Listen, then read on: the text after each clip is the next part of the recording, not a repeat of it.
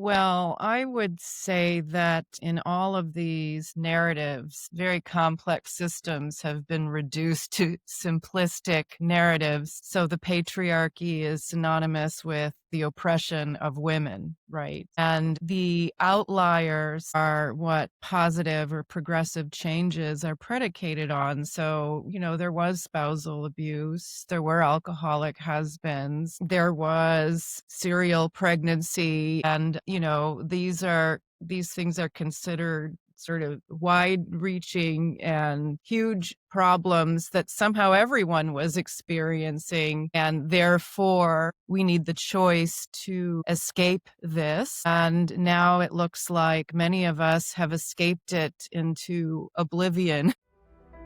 Welcome to the Critical Therapy Antidote podcast.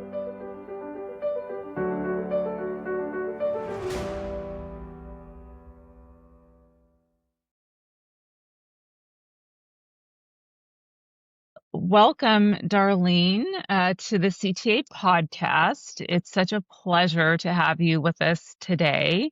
I'm Christine Sefein-Wolk, and I'm here today with Darleen Lev. And Darlene, I was so excited to run across you through Leslie Elliott's YouTube channel, The Radical Center. You recorded an episode with her that was called The Ex-Feminist Perspective on Relationships and Childless Women, and that caught my attention immediately. So I was so excited that you ended up joining one of these solid ground live streams that we did. I'm really glad to have this conversation with you now. I just want to read a little bit of your bio. Born in 1961 at the tail end of the baby boom, Darlene has experienced firsthand the seismic shifts from the so-called patriarchy as a child in the 60s to the sanctioned hedonism encouraged by the so-called sexual revolution in the 70s to the sexual panic wrought by the AIDS epidemic in the 80s and the early 90s. After completing an MFA in fiction writing at the University of Iowa Writers Workshop in 1994, Lev traveled to South Korea to teach English. Korea's patriarchal culture filled Lev with nostalgia, and she began to question the feminist choices that had come to seem self-sabotaging. The concept of choices is a theme in Lev's recently completed novel, Sexodus, which explores the sexual politics that have pitted women against men. Her Substack, Notes from the Underdog, serializes an emerging nonfiction book of essays titled A Requiem for the Patriarchy that reflects on what patriarchy truly means and how and why returning to patriarchal values is necessary in order to bring our society back to life. Her most recent essay, The Uncanny Look of Love, compares the frequent appearance of loving couples in the 1960s advertising to the cynicism of today. So, wow, there's a lot to pull from. Yeah. So I thought it'd be interesting to just kind of talk about this whole concept of the patriarchy, both the patriarchy of the 60s and also how you would define the patriarchy today and the values of the patriarchy, where we've gone right and where we've gone wrong. Well, I would say that in all of these narratives, very complex systems have been reduced to simplistic narratives. So the patriarchy is synonymous with the oppression of women, right? And the outliers are what positive or progressive changes are predicated on. So, there was spousal abuse, there were alcoholic husbands, um, there was serial pregnancy, and these things are considered sort of wide-reaching and huge problems that somehow everyone was experiencing, and therefore, we need the choice to escape this. And now it looks like many of us have escaped it into oblivion, like nothing, no legacy. Um, how many women really are enjoying that career that would make sacrificing having children and creating a family worthwhile. Those numbers would be interesting to parse out. Mhm.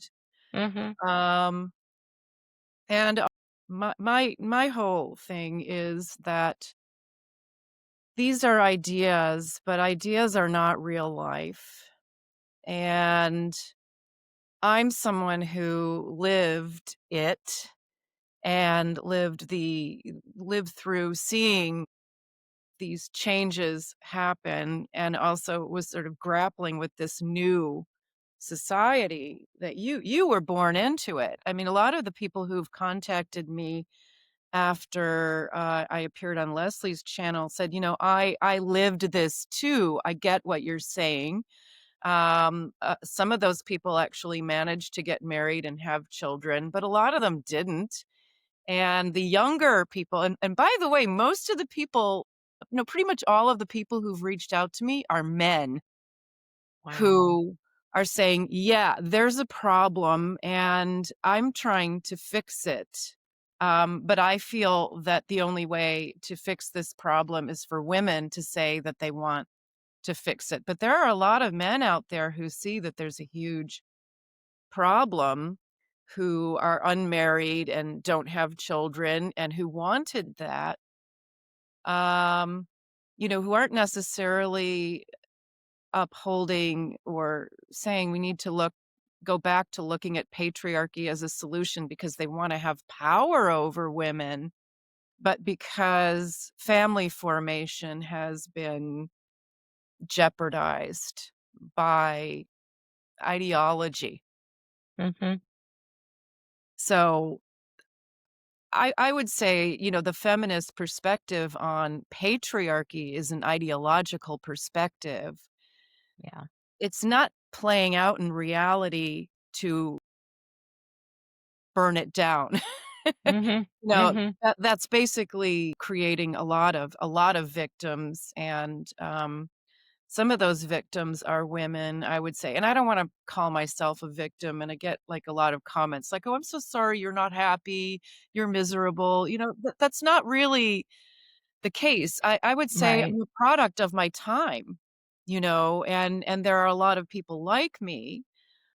And if I could take what I've learned by going through all of this and now reflecting upon it and somehow create some sort of positive change, well, that would be a nice legacy to leave behind. I don't, upon reflection, see growing up in a patriarchal period of time to be the hell that it's portrayed to be. I think there were a lot of unhappy people, but there are a lot of unhappy people now. So Right. if you're gonna say, okay, well, which kinds of unhappy people are better off, Mm. are living with some semblance of social safety net, for example. The patriarchy actually was much safer for more people, I would argue, than this free for all, atomized, individualized, um, people living increasingly alone. Um, you know, I haven't Mhm. celebrated Christmas in 10 years, Wow. right? Due to a confluence of choices that we're all, Mhm. that we're all promoted by Mhm. by this cultural shift. Go move to a big city and get that career, but then when you move to the big city and you get that career, you're leaving your family behind. Well, then you're gonna meet a guy and get married, but in my case I was 38 years old already. Mhm. Mhm. um so I'm in this situation where I live far from family, so I'm not celebrating with them. some Mhm. of the family is Jehovah's Witnesses. So, this is just one cult of many that separates family on ideological lines. Now we have politics doing that as well. Yes. And I mean, it's okay. I read, I enjoy the day. It's usually at the end of grueling semester. So I welcome the respite from work. Mhm. Mhm. But in my sort of nostalgic view of patriarchy, it really was a period of time when you loaded up all the kids in the station wagon. You went to a relative's house for Christmas, and it was a joyous celebration with cousins and aunts and uncles. And, that is not something I've experienced in decades. Mhm.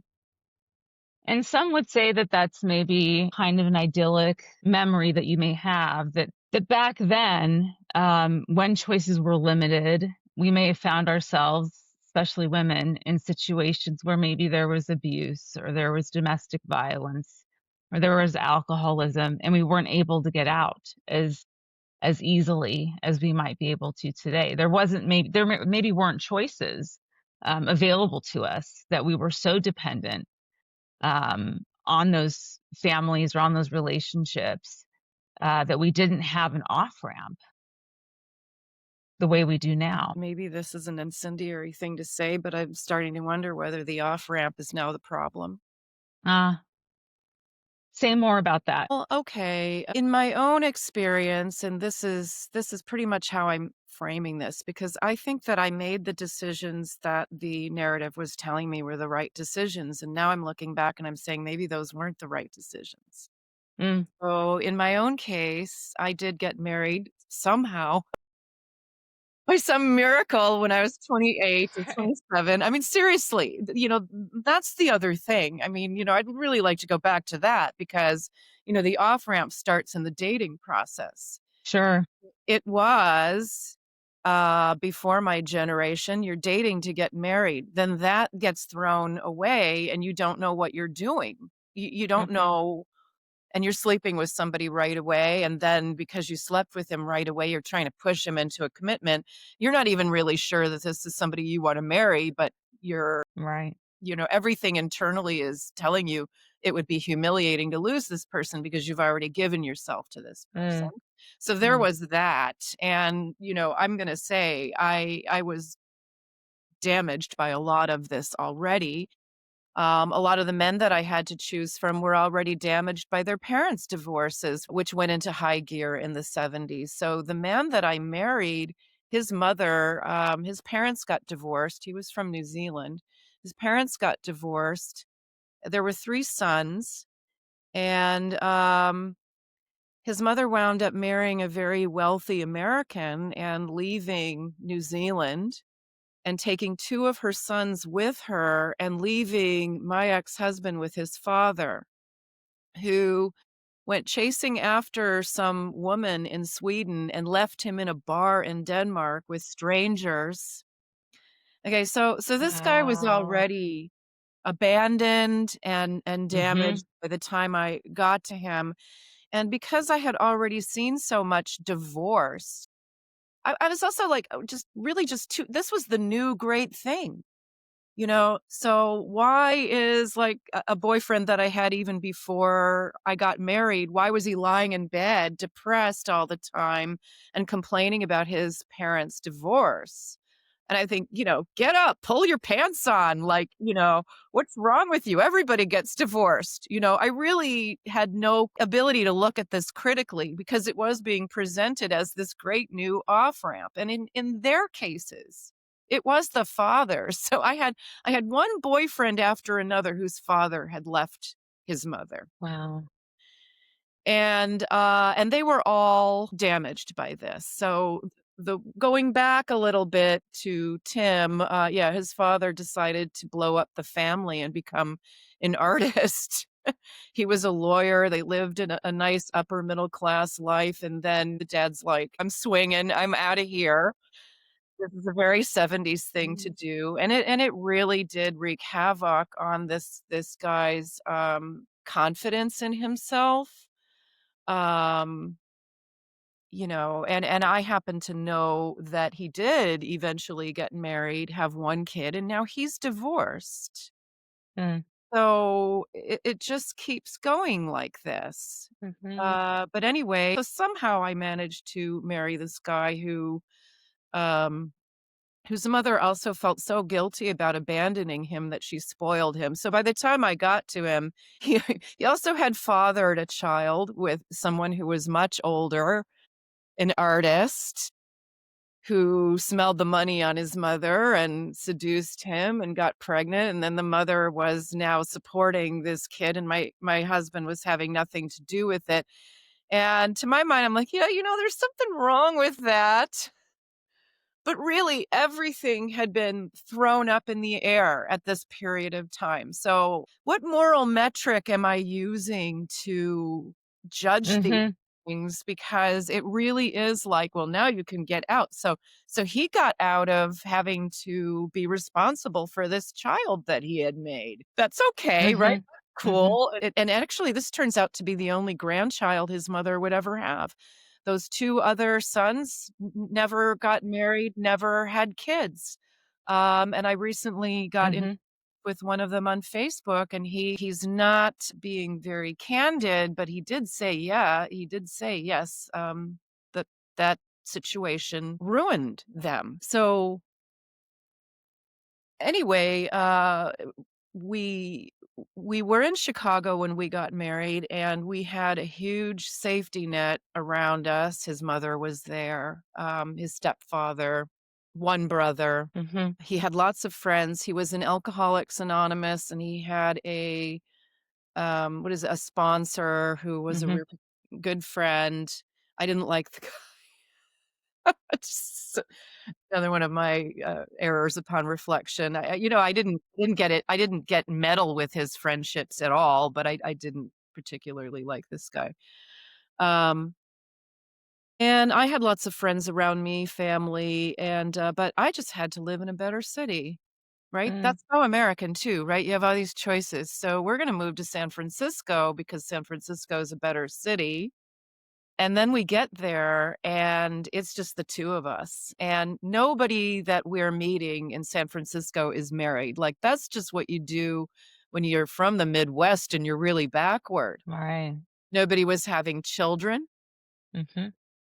So we felt like weird relics Mm. from another place and time in this perennially adolescent culture that we had moved into, and this is late '80s. And I was going to school, and, basically, he couldn't hold a job, one job after another, then wound up driving a shuttle bus for an airport shuttle company, and everybody was doing drugs, when they weren't on dispatch, and so he started drinking again. Mhm. And it was really alarming how dissipated he became. And what do you do when you have somebody like that according to the wisdom of the day? You take the off-ramp. Yes. And I have had a lot of men in comments in various online forums say men actually would stick with a wife who's a drunk. I Mm. would like to see what the data is on that. Mhm. But they claim that the men are really in it for the long haul, and they would see it through to the other side.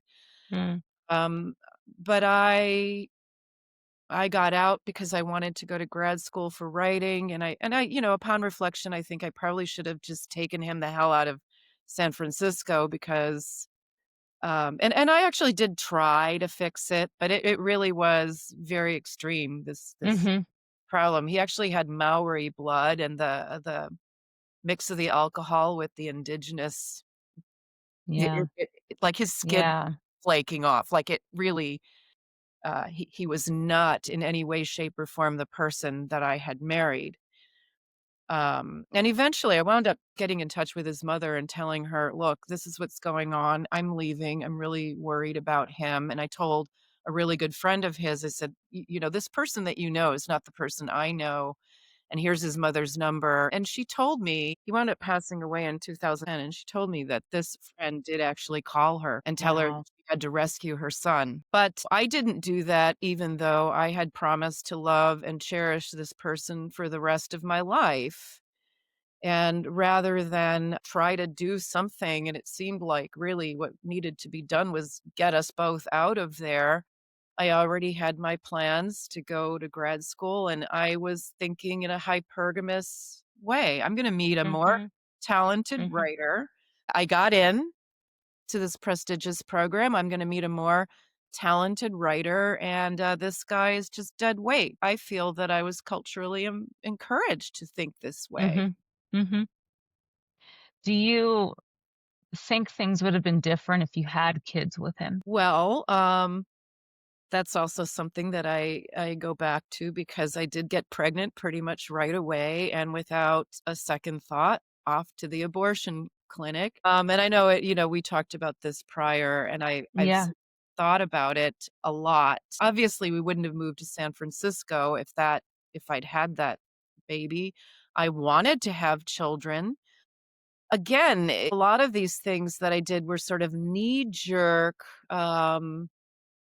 reactions that are propagandized as choices.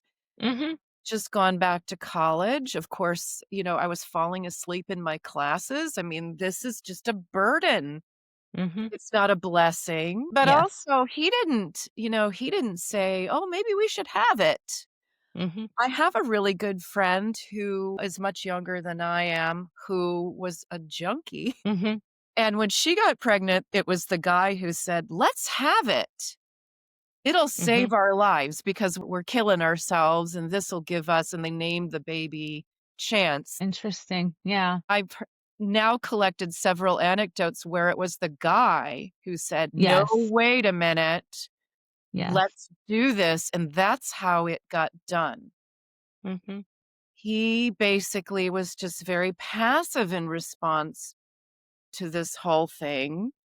It was the doctor who said, "Wait a minute, didn't you 2 say you're gonna get married? I mean, are you sure?" I don't know, I would honestly say, I'd had an abortion when I was younger with somebody I really wouldn't have wanted to marry, and it was my mother who whisked me off to the abortion clinic without much fanfare. Mhm.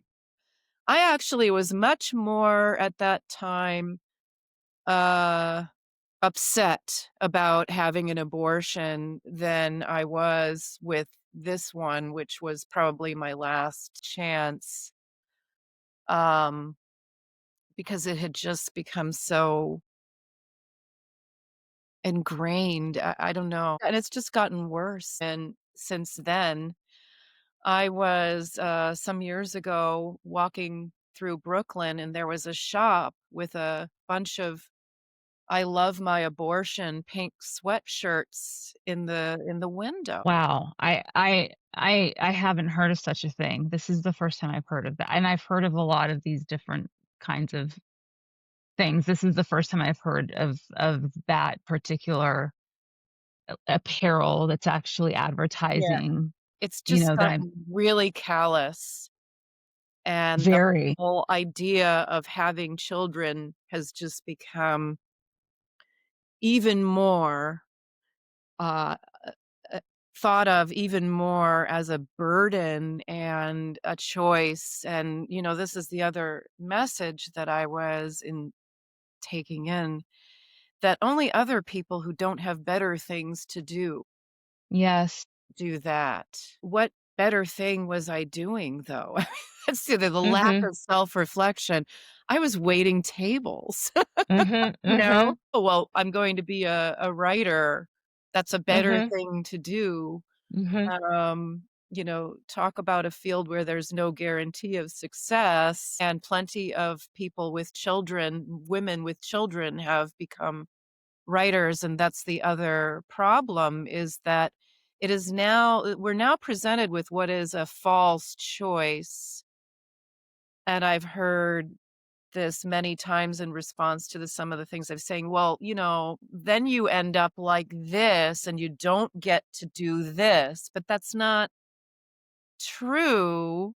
Maybe if we change the narrative, which is the only solution that I can think of, to get married as soon as possible and have children as soon as possible, because you do have your whole life ahead of you and people are living much longer.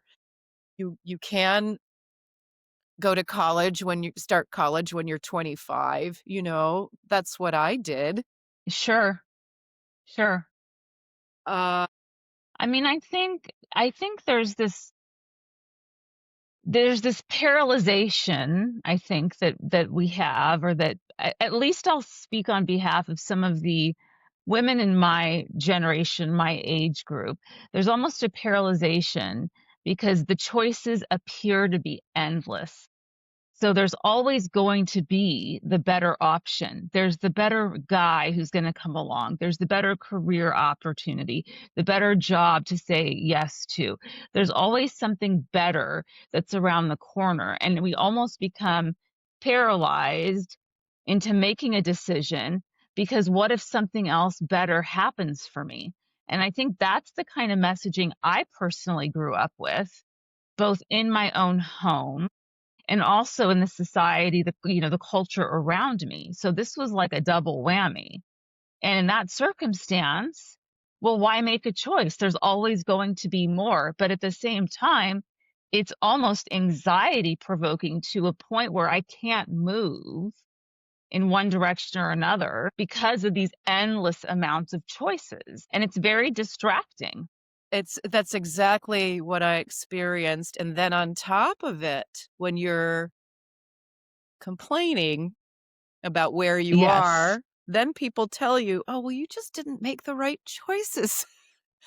But, at the same time, you are at the mercy of the choices that other people are making. So basically, when I entered the marriage age, how do I know whether I'm dating somebody who wants to get married or not? And Mhm. this is the Mhm. beginning of really not knowing how to have that conversation, because there was also tied to it some kind of shame that I felt in still Mhm. wanting this. And there was also a kind of a class association, because the girls that I went to high school with who did get married, who ironically seem to be doing better than I am. The ones who actually had that baby right away out of high school are Right. now lying by their Right. in-ground pools with all these Right. grandchildren around them, and I'm like, actually Isn't that one. ironic? Yes. There's actually one I came to admire so much. She had a baby. She actually, and again, this wouldn't have happened prior to this period. So she's a really great case study. She got pregnant from this guy, and he wasn't having any of it. 20 years ago, he would have been forced to marry her, but he wasn't having Mhm. any of it, and she was going to have the baby anyway. And I remember thinking, because she was the sister of the guy that I had loved all throughout high school, Mm. and frankly, still do. Oh, When he flirts with me on Facebook, I'm like, "Yeah, yeah. right. I'll go move to the hinterlands of Illinois. Maybe Sure. that would be the funny ending to my story." But he wound up childless, Mm. and unmarried. But she wound up keeping that baby. I don't know what she was doing. Maybe the mother was helping or something. And I remember he was very enamored with this baby. But she wound up moving back to the South and getting married and having lots of kids. And I don't know what happened to the first husband, but the second one died suddenly. And I was watching this and I was thinking, when she loses this husband, and it's very tragic. She has all these people around her. And, pictures of her with just kids and Wow. grandkids and, surrounding her. And so obviously, the blow is buffered by all of this family. Whereas, a client that I had who was 15 years older who just passed away. Mm. She didn't have any kids. Her whole life was centered on her partner, and when he died, she didn't wanna live anymore, and she didn't last more than 2 years Yeah. after he passed away. Mm.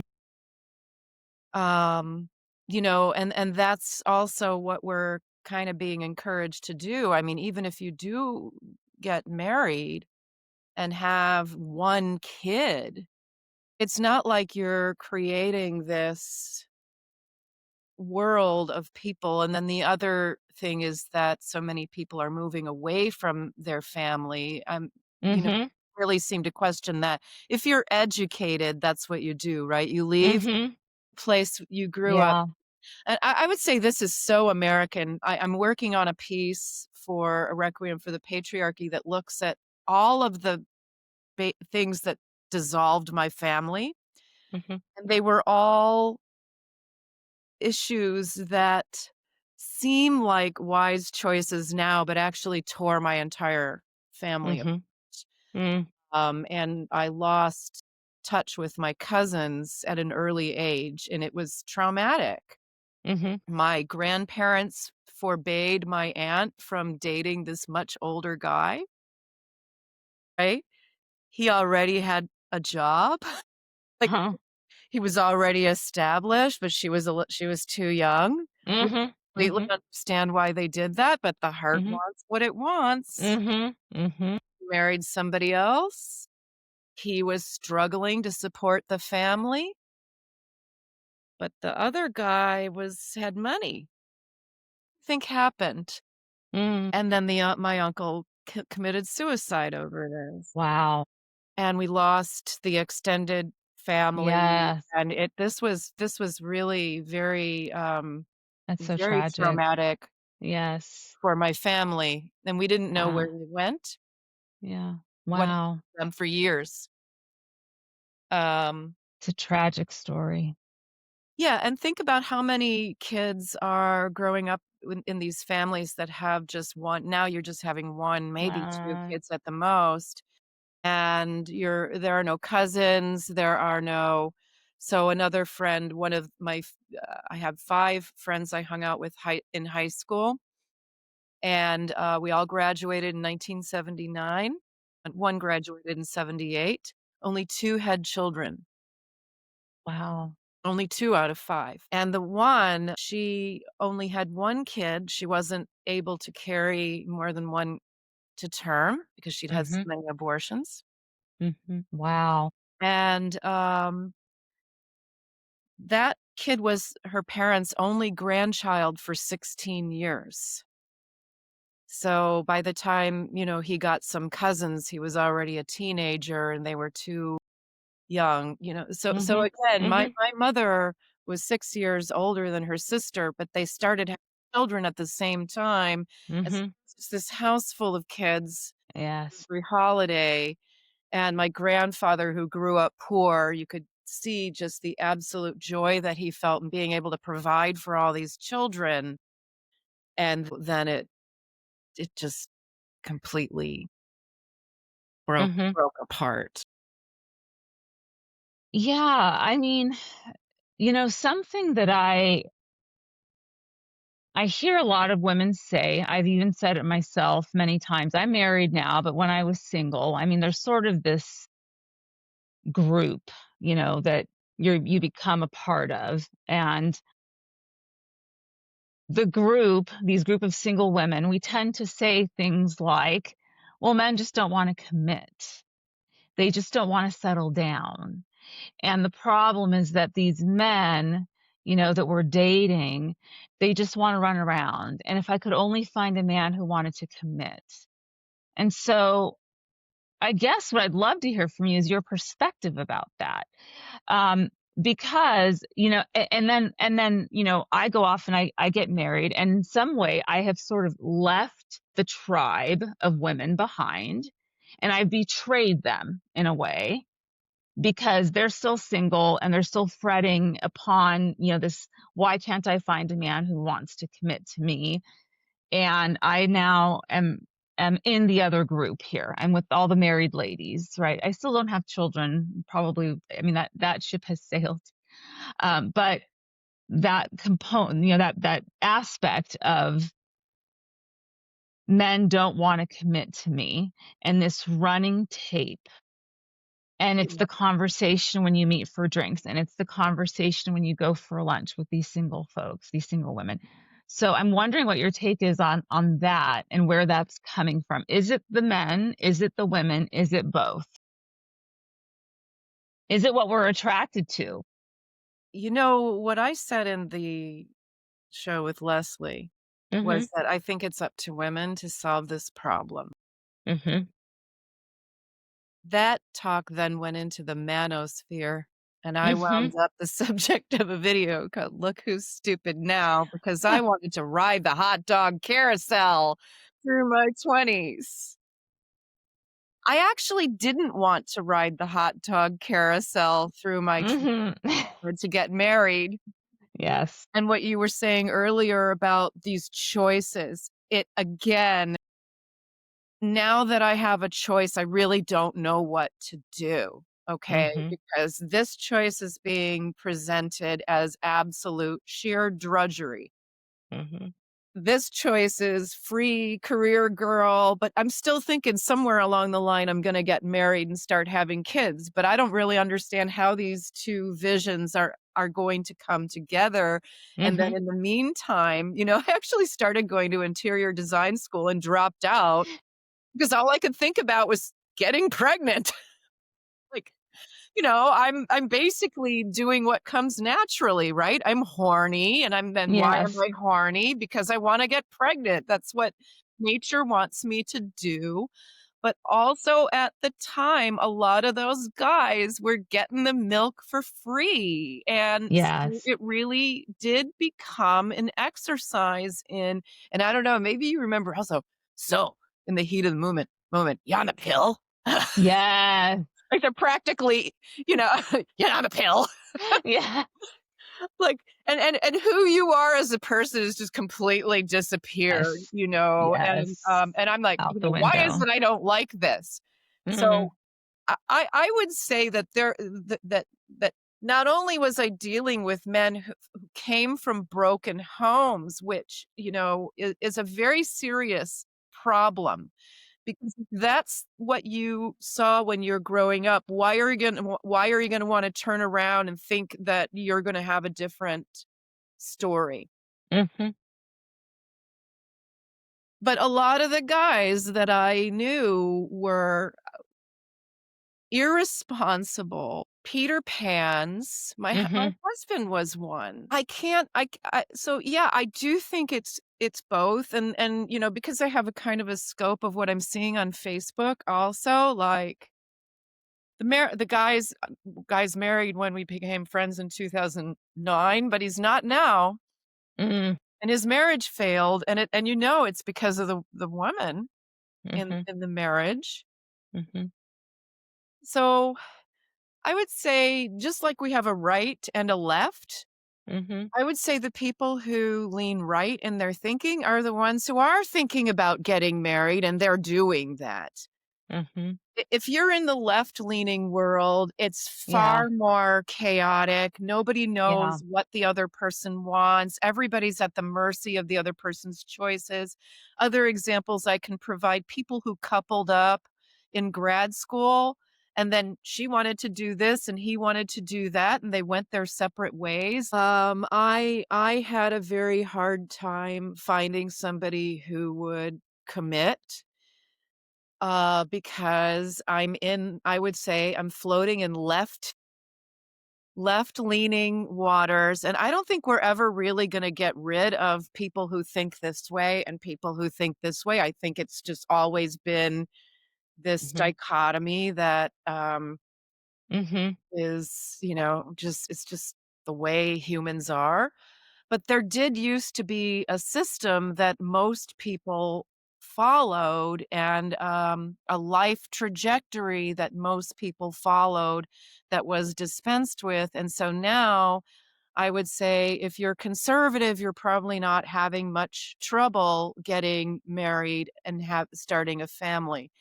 But if you're going to college, where now 99.9% of what's going on in college leans progressive, and you're also Yes. female, and there are hardly any males there. And then the males that are there are the betas, Yes. passive men who have ceded control to women, which isn't sexy, no matter what women say. And so, yeah, I actually proposed marriage to my ex-husband, and he said, "Okay," because he was passive. The conditions felt right for me to ask that. I mean, with previous boyfriends, I didn't feel that I could say that, and I didn't even feel that I could call them my boyfriend. Uh, Mhm.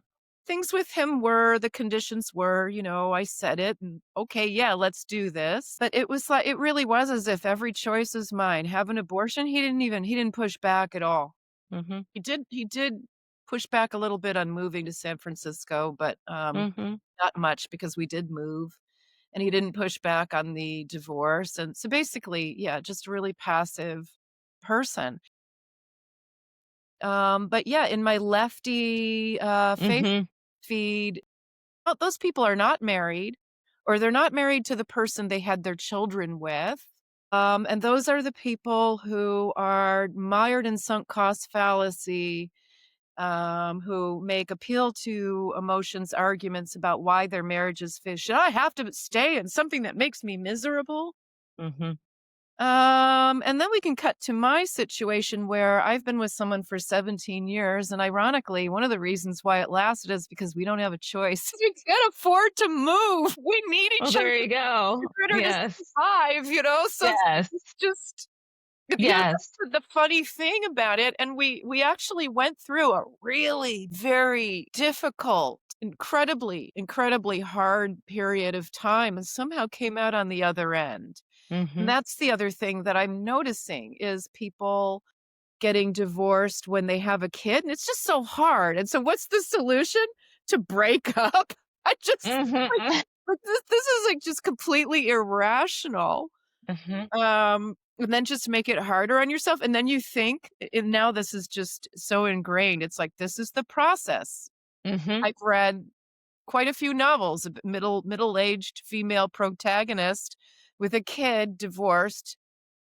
No real explanation about the divorce, it's just treated like par for the course, and then Mhm. she's got the hots for some guy who's not paying any attention to her or who's just using her for sex and sleeping with this other person and that other person.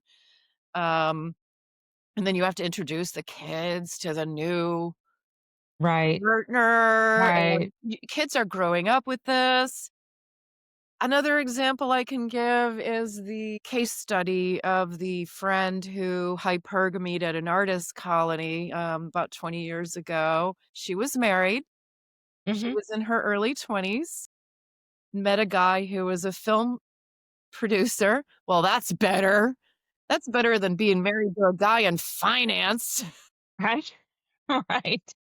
Divorced him, then decided that this guy kind of turned her off for various reasons. I wonder if those guys aren't committing, wondering why the guys aren't committing. But she already divorced one guy for no reason. She Mhm. already threw away this other guy for no reason. So who's going to want that? So I don't know what the situation is with the women that you're talking about, but Mhm. I was in a Mhm. storytelling group some years Mhm. ago, and it was all single women. Mhm. And, "Oh, are you partnered?" Or I was the only one who was partnered, but one of them was winning awards for telling this story of how horrible this guy was, and when I tried to offer what he might have been thinking and feeling in that instance, she was like, and this is again, this is therapy speak also. There's Mhm. no excuse for not supporting me or for not behaving in a certain way. And this is the other thing that I noticed in a lot of the case studies that I've brought up are people who went to therapy. And that's something that I've been saying for a while is I kind of noticed that sometimes after people start going to therapy, they get even more inclined to cut the toxic people out of their lives rather than figure out how to navigate that person. Yes. So, because everybody's got something, and in my own Mhm. experience, did I ever really find a man who wasn't defective in some way? Mhm. No. Mhm. Mhm. Mhm. Mhm. No. Mhm. And I'm sure Mhm. I'm defective in some way myself. So I would say there yes, it's partly it's the men, like, but then again, if you listen to what conservative men are saying about what they want in a woman, they don't want somebody who's already made the rounds Yes. before he gets to her. And Mhm. maybe, some people might call that misogynist, a double Mhm. standard. But in my Mhm. own experience, my body count was higher. They don't like that. And they are, I would say, justifiably uncomfortable with, oh, so you divorced that guy for no reason. Oh, so you broke up with that guy for no reason. Oh, and now you Yeah. want me. Yeah. I'm just sort of sitting here kind of marinating a little bit about some of these women that I just mentioned, and I'm thinking about some of the choices I've seen them make, and the reasons for breaking up with some of the men that they broke up with, and it makes a lot of sense. Let's just put it that way. It makes a lot of sense as to why they may still not be partnered up. I do think there's something to be said for going to therapy to kind of explore, your own blocks and obstacles. And there's something to be said for using that as a way to sort of armor yourself and take a more justified stance in why you won't commit to certain people also. There's something to be said, I think, for that being an issue, because I think is sometimes in therapy that's what ends up happening is we end up saying, well, I'm this great wonderful catch, and if so and so can't see that, and we don't necessarily take responsibility for our own flaws and what we might be doing to sort of push that away, we kind of get that narrative reinforced that it's really about it being the other person all the time. Mhm.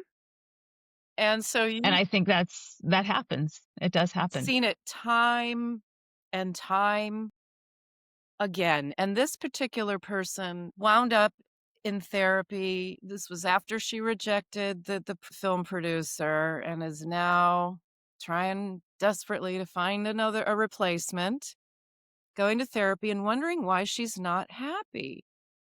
And then Mhm. the therapist discovered that a consensual sexual escapade with a cousin was the reason Wow. and was planning to announce this at Thanksgiving dinner and basically just blow up the whole family. And she's saying to me, "What do you think?" And I'm like, um, just, and this was also somebody you couldn't tell her that what she was doing and thinking was maybe something she might want to think about a little bit more. I had already noticed what therapy was doing to justify casting people aside, and, Mhm. Mhm. so Mhm. we have several pathologies in our culture now, um, and, just with the man that I live with today, he has said, on a few occasions, "I'm worried that you would do to me what you did to Wow. the guy that I had been dating for 8 years and broke up with to be with him. The guy before that." So the Blame him for pattern is, that? Like, yes. yeah, yeah. Now he also had been married and Mhm. divorced and had an abortion. This is what everybody's history now contains. A starter marriage, a series of relationships, of going from one to another looking for this perfect person. Meanwhile, my brother met his wife when he was about 18 years old. I think she was about 16. Wow. Yeah. They're still holding hands. They're in their late 50s. That's that's a really beautiful thing, and there were Mhm. times when, it looked like it wasn't gonna last quite a few times, but they've stuck it out. I think this is a very beautiful thing. So how do we get people to stop doing this? What would your advice be on getting people to stop doing this? Stop it. Just stop I it. don't know what else to say. First of all, one thing that I have noticed, I mean, and there are just all kinds of like idiotic Mhm. ideas out there. Like I was on a podcast, it just dropped on Saturday, talking about the prefrontal cortex not closing until Mhm. 25. Like that's one of the dumb. Oh, so you couldn't possibly know what true love is or make any kind of mature decision until after you're Yeah. 25, which Uh-huh. nature would have already had you spit out like five or 6 kids by then. Right.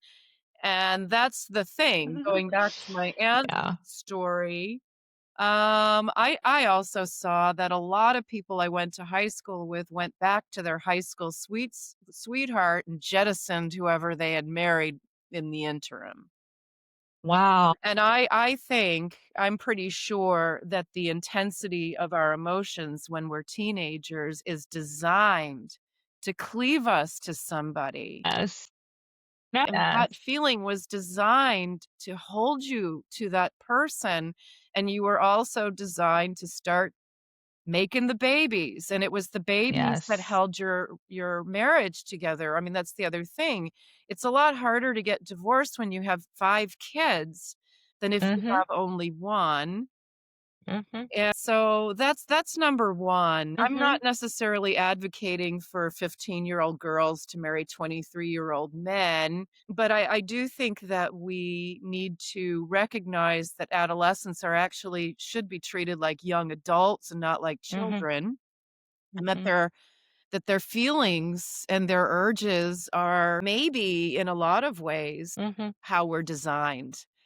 Mhm. And this real social construct is insisting that you don't know what you want and you're just a kid and you're better off waiting and until you're ready. There are things that used to happen that forced us to be ready, and now what we're doing is waiting for this amorphous feeling to Yeah. come along. Yes. And, that's the other thing. I'm rife with anecdotal evidence here. My nephew has been dating his girlfriend for a couple of years.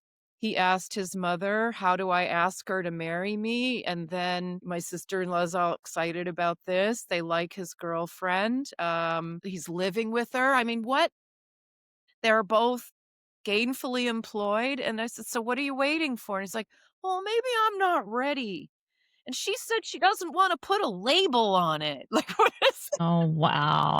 what does that mean? I don't wanna put a label on it, like we're living Yeah. together. Yeah. Right. What else is there left? Yes. And Yes. he's in his early 30s already. Wow. Yeah. And the other one married his high school sweetheart. They've been married for 10 years, and he's like, "Well, I'm waiting until we're ready to have kids." Like, what are you just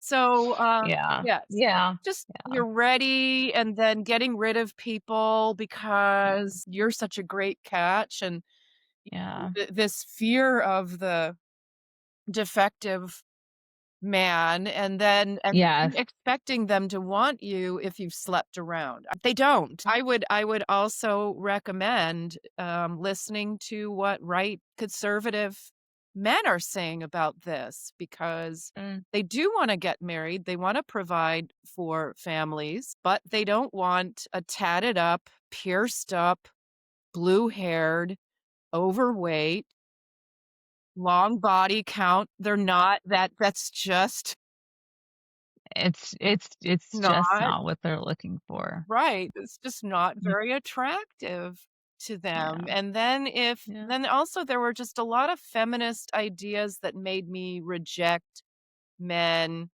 Mhm. too. Dumb. Mhm. I mean, really, like, when I think of it, it's just so stupid. I can't believe it. And, I'm not necessarily so susceptible to propaganda. I mean, I never really was. And so in some ways, I'm kind of amazed that I did some of these things. And a lot of the MGTOW commenters called me evil feminist. I'm not taking Mhm. responsibility for what I did, and I did this. Mhm. No, it is definitely a lot of the men that I was dealing with were enjoying not Mhm. having to do what their dads did.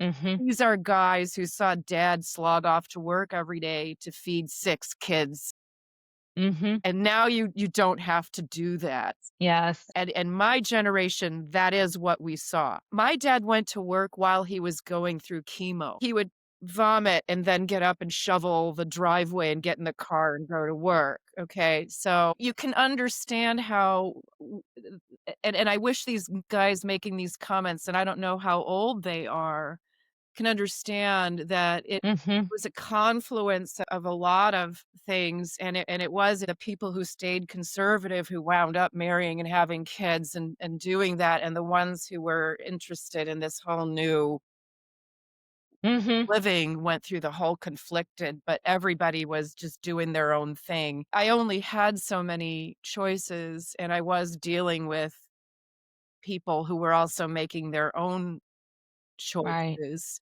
and who only Right. had, like, 1 kid with somebody who they didn't marry or whatever, and I don't think that's okay anymore. Mm. Mm. Well, Darlene, this has been so enlightening and so fascinating and a lot of fun, I will say.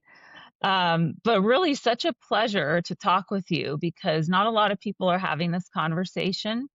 And the fact that you've been able to be so open and honest about it, just personally through your own experiences and also your observations, is such a joy. So it was really a pleasure to be able to sit and talk with you today. The conversation is there's still more to be said. And maybe we'll be in touch again in the future Thanks for to having me, continue. and thanks for giving me the opportunity to tell my stories. Oh, wonderful. Absolutely. Thank you so much.